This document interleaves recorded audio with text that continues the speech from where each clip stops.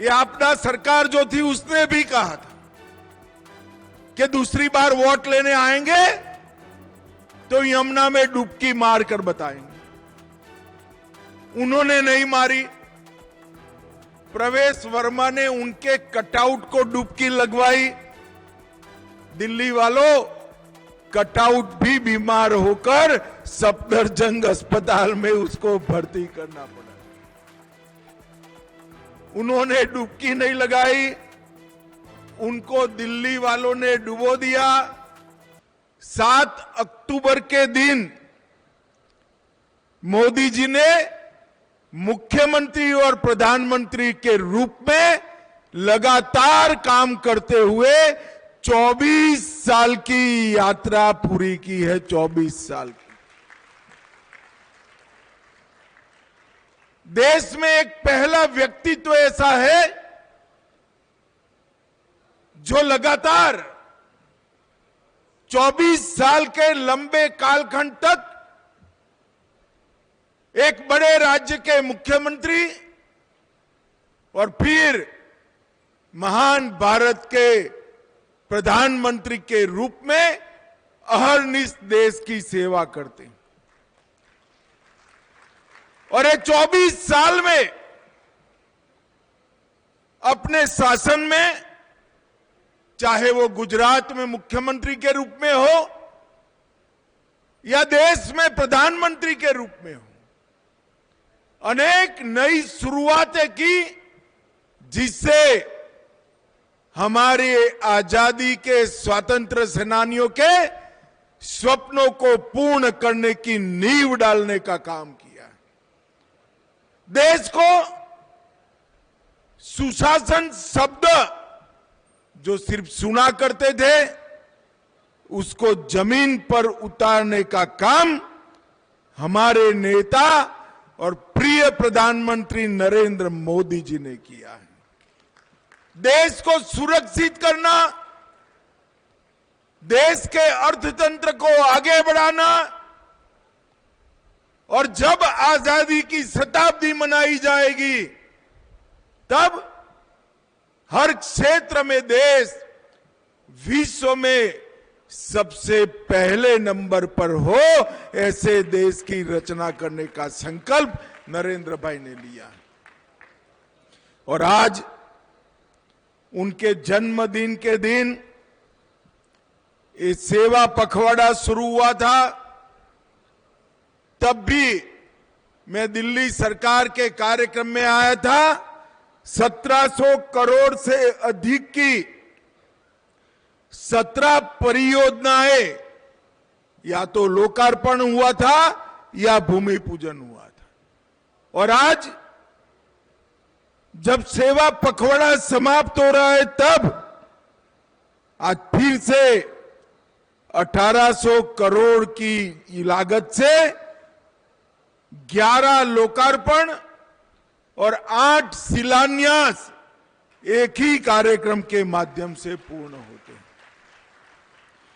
परंतु मित्रों, आज के कार्यक्रम का एक अलग महत्व है। आज के कार्यक्रम में लगभग 80% काम यमुना जी को निर्मल बनाने की योजनाओं के साथ जुड़े हैं। जब दिल्ली की जनता ने परिवर्तन किया तब अभी रेखा जी मुख्यमंत्री नहीं बनी थी। मोदी जी का धन्यवाद का कार्यक्रम भाजपा मुख्यालय पर था। तब मोदी जी ने कहा था कि भाजपा सरकार की प्राथमिकता में सर्वोच्च क्रम पर मां यमुना को शुद्ध करने का काम रहेगा। कई लोगों ने ऐसा कहा। ये आपदा सरकार जो थी उसने भी कहा था कि दूसरी बार वोट लेने आएंगे तो यमुना में डुबकी मारकर बताएंगे। उन्होंने नहीं मारी। प्रवेश वर्मा ने उनके कटआउट को डुबकी लगवाई। दिल्ली वालों, कटआउट भी बीमार होकर सफदरजंग अस्पताल में उसको भर्ती करना पड़ा। उन्होंने डुबकी नहीं लगाई, उनको दिल्ली वालों ने डुबो दिया। मोदी जी ने वादा किया था, मैं आपको भरोसा दिलाता हूं कि लोकसभा के चुनाव के पहले पहले यमुना जी को हम स्वच्छ करने का काम पूरा कर देंगे। और मैं इसलिए कह रहा हूं, मोदी जी के अध्यक्षता में एक मीटिंग हुई, अधिकारियों ने बताया कि ढेर सारा पैसा लगेगा। मोदी जी ने कहा, पैसे की चिंता मत करिए, हम जितना भ्रष्टाचार बंद करेंगे और जितना एडवर्टाइज कम करेंगे, उसी से यमुना जी का शुद्धिकरण हो जाएगा। और मित्रों, आज यमुना जी के शुद्धिकरण का, साफ यमुना के स्वप्न को साकार करने का रास्ता प्रशस्त हो चुका है। और 7 महीने में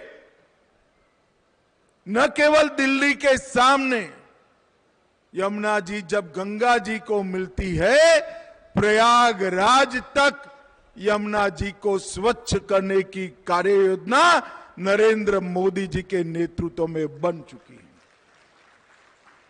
और संयोग देखे, यमुना जी की ही कृपा है, उत्तराखंड, उत्तर प्रदेश, हरियाणा, दिल्ली, ये सभी राज्य, जो राज्य यमुनोत्री से प्रयागराज तक आते हैं, वो सभी की सभी जगह कमल फूल की सरकार बन चुकी है। कमल फूल की सरकार बन, इसका मतलब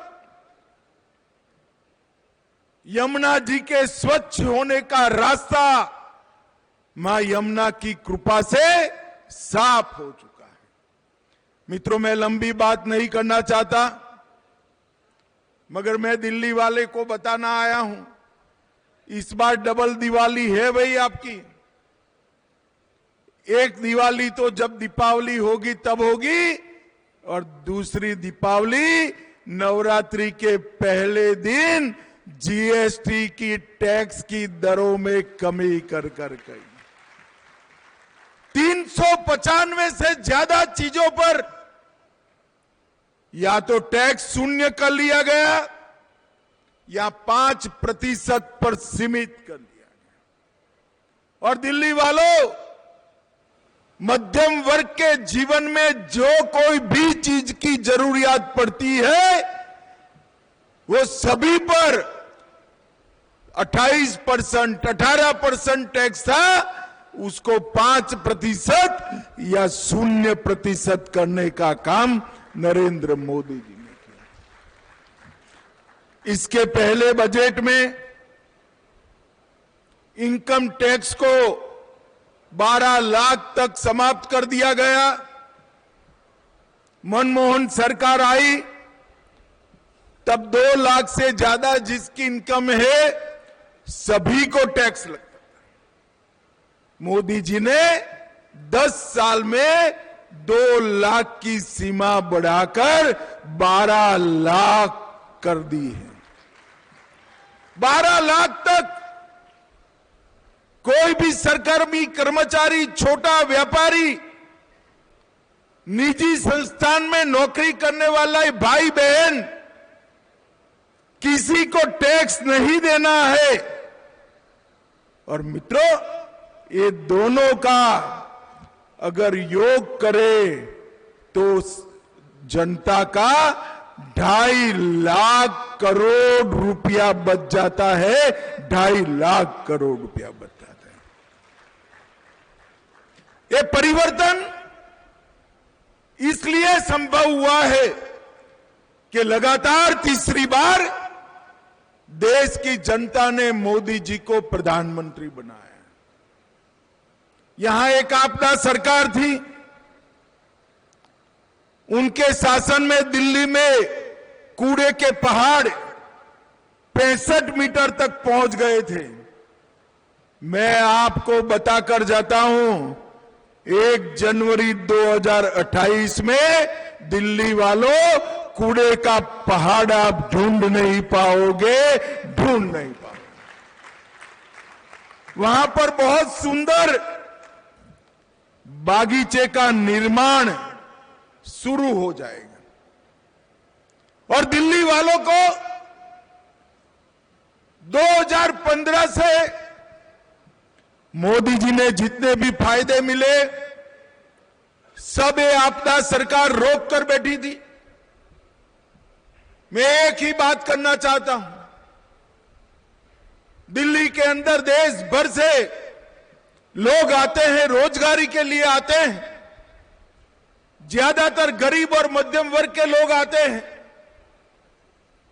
उनके घर में बीमारी आती है तो सारी बचत चपत हो जाती है।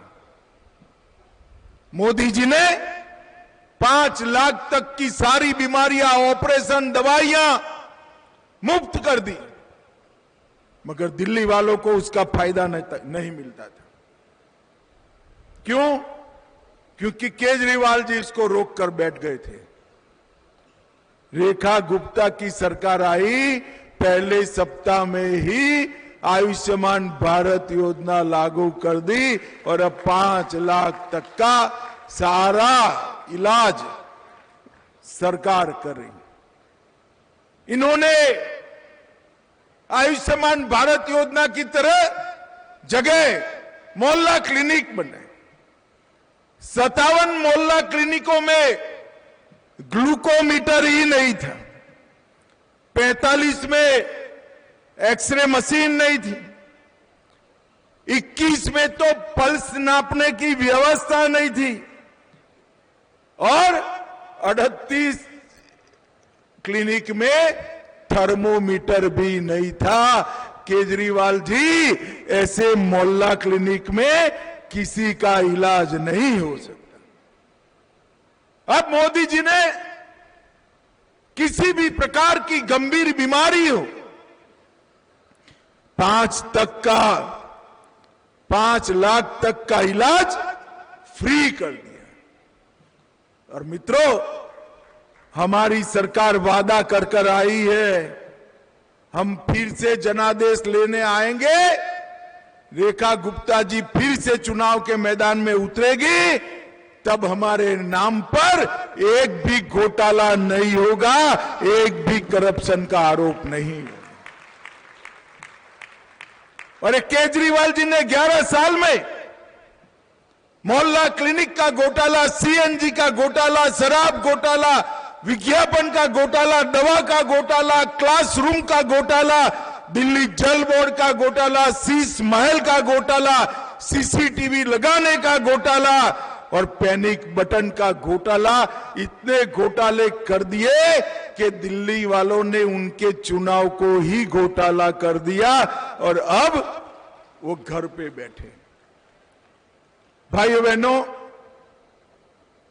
कांग्रेस की सरकार थी देश में, तब भी 12 लाख करोड़ के घपले, घोटाले और भ्रष्टाचार किए थे। मोदी जी के 11 साल के शासन में एक भी आरोप हमारे प्रधानमंत्री पर नहीं लगा है। यही बताता है कि भारतीय जनता पार्टी की सरकारें जनता को समर्पित सरकारें होती।